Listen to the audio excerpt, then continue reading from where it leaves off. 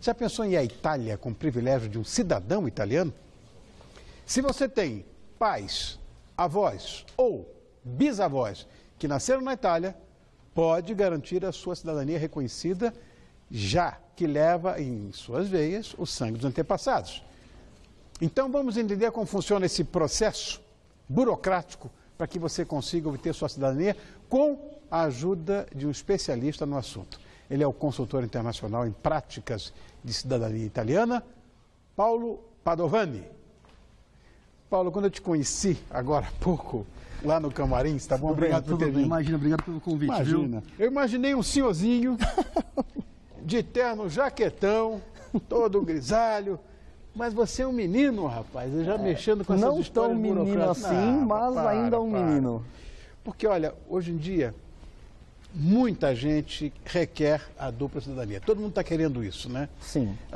Até anda todo mundo um pouco assustado com isso. Você é especialista em cidadania italiana. Eu quero perguntar a você quem tem esse direito dessa solicitação. Assim como você falou na introdução do bloco aqui, quem tem um avô, um bisavô, até mesmo um tataravô italiano, tem o direito a requerer a cidadania. Sendo descendente de italiano, a pessoa pode pleitear o reconhecimento da cidadania italiana. Oh, isso vale para outros países, não? Também, mas aí tem uma limitação um pouco maior, como Portugal, Espanha, tem uma limitação um pouco maior, mas a italiana ela é um pouco mais ampla. É até um motivo de discussão, de debate, essa liberação que a Itália dá até os... sem limite de geração, né, na verdade. Ah, que bacana isso. Eu acho interessante. Ainda mais São Paulo que é uma cidade absolutamente italiana. Se eu não me engano, São Paulo tem a maior colônia italiana fora da Itália. Fora da Itália, exatamente isso. Como o Japão. Como o Japão. Exato. Você sabia que parece que o Museu da Imagem do Som vai tombar, inclusive, o sotaque paulistano que foi trazido pelos italianos. Que é a história de botar um I depois do E quando tem um N depois. A imigração que é o documento, a fazenda, como é outro, o evento, 50%, esse tipo de fonética foi trazido pelos italianos. A cidade de São Paulo tem muito da Itália. Recentemente teve até um programa cultural que, não me recordo bem se era um ônibus que levava as pessoas até os pontos italianos em São Paulo. Teve isso. São Paulo tem muito da Itália. Até a ponto de tombarem o sotaque. Sim. Não precisa dizer mais nada, né? Agora, Paulo, é um processo burocrático, não vamos nos enganar, né? E claro que os solicitantes têm que procurar alguém do ramo para fazer essa solicitação. Procura quem? Você? Eu recomendo.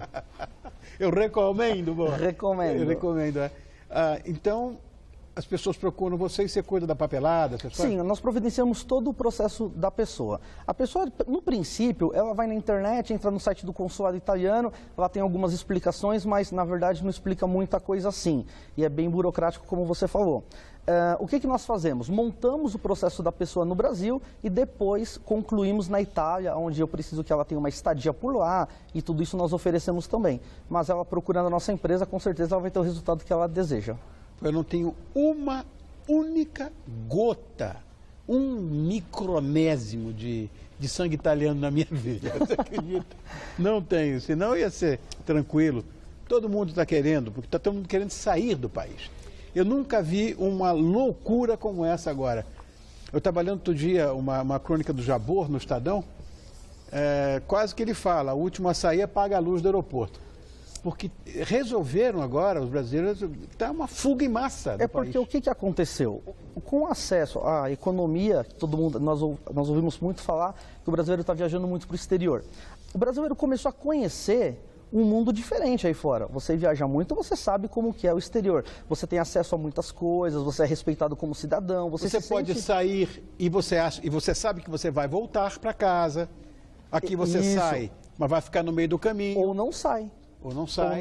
Ou está trancado, enfim. E aí a pessoa conhece isso, o que ela fala? Eu quero isso para mim. Claro. E aí ela começa a buscar e realmente tem muita gente buscando a dupla cidadania. É assim, absurdo.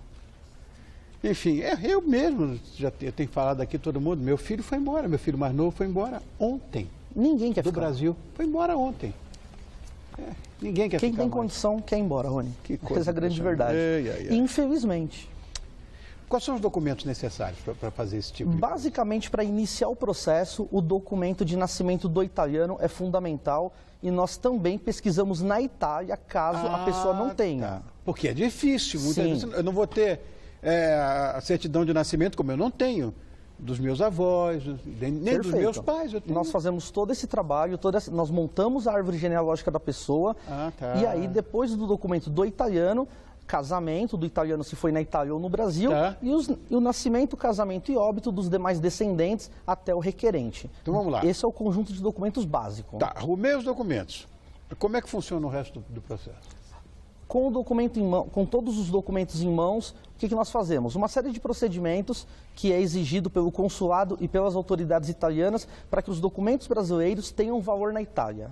Então, existe assim, uma série de procedimentos, como traduções, validações no consulado, no Itamaraty em Brasília, ou no Eresp aqui em São Paulo. Enfim, tudo isso nós preparamos para que esses documentos tenham valor na Itália.